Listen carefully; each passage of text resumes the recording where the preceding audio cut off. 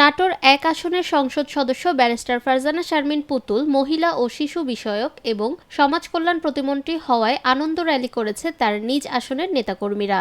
১৭ ফেব্রুয়ারি মঙ্গলবার বিকালে ব্যারিস্টার ফারজানা শারমিন পুতুল প্রতিমন্ত্রী হিসেবে শপথ নেওয়ার পরপরই লালপুর বাজারে আনন্দ মিছিল করেন তারা। লালপুরবাসী আমরা মন্ত্রিত্ব পেয়ে অনেক খুশি এবং আমাদের ভিতরে প্রচণ্ড উচ্ছ্বাস কাজ করছে। আমাদের চাওয়া আমরা পূর্ণমন্ত্রী চাই, লালপুর বাগাতিপাড়া জনগণ পূর্ণমন্ত্রী চাই। আমারে মন্ত্রী হয়েছে, আমরা ধানের শীষে ভোট দিছি, পুতুল মন্ত্রী হয়েছে, আমরা খুশি হয়েছি। আমারে চর এলাকার লোক আমরা গাঙ্গে ভাঙ্গা আমারে জানি কিছু উপকার করে।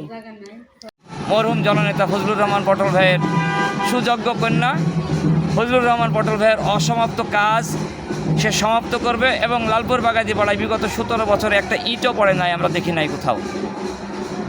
আমরা এই প্রত্যাশা করি ফারজানা শারমিন পুতুল তার যোগ্য পিতার উত্তরসূরি হিসাবে লালপুর বাগাতিপাড়ার উন্নয়নের রোল মডেল হিসাবে থাকবেন, এই কামনা করি এবং তার শুভকামনা রইল আমাদের লালপুর বাগাতিপাড়াবাসী। নেতাকর্মীরা বলেন, বিএনপির সাবেক যুব ও ক্রীড়া প্রতিমন্ত্রী ফজলুর রহমান পটলের উত্তরাধিকার হিসেবে পুতুলকে প্রতিমন্ত্রী করায় লালপুর বাগাতিপাড়া মানুষের দীর্ঘদিনের আশা ভরসা পূরণ হয়েছে। সেই আনন্দে বিভিন্ন জায়গায় জায়গায় মিষ্টিমুখ করান ইউনিয়ন বিএনপির সাবেক সাধারণ সম্পাদক রবিউল ইসলাম রবি সহ উপজেলা জিয়া মঞ্চের সভাপতি আকাশ ও যুবদল নেতা তুহিন। নিরপেক্ষ, সত্য প্রকাশে আপোষহীন।